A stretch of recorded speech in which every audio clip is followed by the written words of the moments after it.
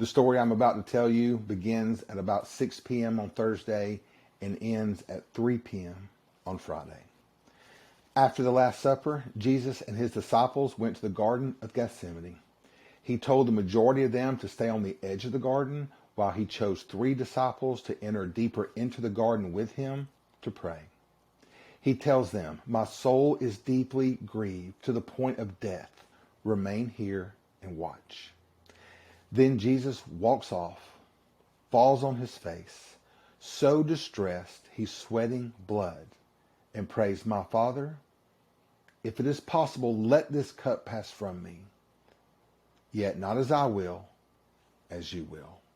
At this moment, Jesus just wanted to do it another way, but ended the prayer with complete and total surrender that would lead to the greatest act of love the world has ever seen. Jesus returned to find his friends asleep. 2 more times he walks away to pray. Each time he returns, he finds them sleeping. Jesus was going through so much stress and so much pain. He asked for support from those who loved him, but found them sleeping. He must have felt alone. The abandonment and the lack of support from his closest friends had already begun. But even in this moment, he's thinking of them and caring for them, ministering to them, and says, "Keep watching and praying, that you may not enter into temptation. The spirit is willing, but the flesh is weak." Now, at some point, Judas had slipped away and cut a deal to give Jesus up for 30 pieces of silver. Since the soldiers were not clear concerning what Jesus looked like, Judas made an agreement to point out who Jesus was by giving him a kiss. A kiss. Think about that. Think about how special a kiss is. A kiss is a beautiful gift that is meant to show love and affection, but instead it was used as an act of rejection and betrayal. So Judas walks up to Jesus and says, "Hail, Rabbi," and kisses him. The soldiers grab Jesus. Peter pulls out a sword and cuts off the ear of one of the soldiers. Jesus was not having it. He speaks words of peace, and he speaks words of prophecy. So at that moment, Jesus was bound up and led away to face the chief priests and the council. And we know that Peter was following close behind. While Jesus was being questioned, Peter was nearby warming himself by a fire. And then Peter started to get questioned about his association with Jesus. Then the same Peter, who that very evening cut off a soldier's ear, denies Jesus 3 times. We are told that Peter was close by, so we know that Jesus had to hear that rooster crow. And he knew that Peter had just denied him. Even though Jesus predicted this denial, it doesn't mean that Jesus didn't experience the betrayal. So the chief priests hit a roadblock in their accusations. So they held Jesus for a few hours until they could get him to Pilate. This is when the mocking and the beatings began. In a fury, they blindfolded him, spit in his face, slapped him with open hands, and beat him with closed fists. Next, we see Jesus standing before Pilate. After Jesus sets Pilate straight by telling him that he was a king of a kingdom not of this world, and after telling Pilate that he had no control, only God had control, Pilate sent Jesus to Herod, hoping Herod would do the dirty work. Herod was eager to see Jesus because of all the excitement that Jesus had stirred up. As Herod questioned Jesus concerning whether or not he was declaring himself a king, Jesus remained silent. Then, in an act of mockery, they placed a purple robe on Jesus and sent him back to Pilate. After more questioning, Pilate took Jesus out before an angry mob and gave them a choice to set one of two prisoners free, Barabbas, the insurrectionist, or Jesus. The mob chose to set Barabbas free and execute Jesus. Then a crown of thorns was twisted onto Jesus' head. Pilate then instructed his soldiers to take Jesus to a courtyard where he was mocked, spit on, and chunks of his beard was ripped out. They bound him up and beat him over and over and over again with torture devices designed to tear through the flesh with every blow. After a long period of torture that must have felt like an eternity, they forced Jesus to carry his own cross from his place of torture to his place of execution. The road from the courtyard to Golgotha was an uphill and winding road about 200 yards long.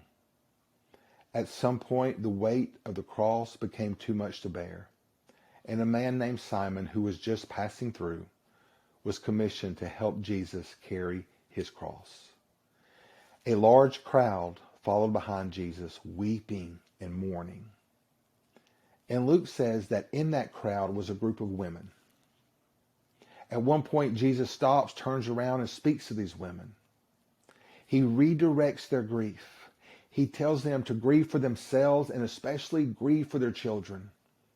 You see, Israel was in shambles, and their hearts were far from God, and things soon would get a lot worse in that city. As we see Jesus reaching Calvary, immediately somebody tried to give Jesus a drink. The drink was wine mixed with gall. This was a very strong drink meant to act as like a sedative or a painkiller. But Jesus refused to drink it. Then the soldiers laid Jesus on his cross and with long metal spikes nailed him to it. And then they raised him up as a display of shame. When Jesus was raised up, his weight fell, causing his lungs to basically collapse. And in order to get a breath, much less speak, he would have to pull himself up on those nails to get air. As he hung there in so much pain and in so much agony, he was still thinking of others.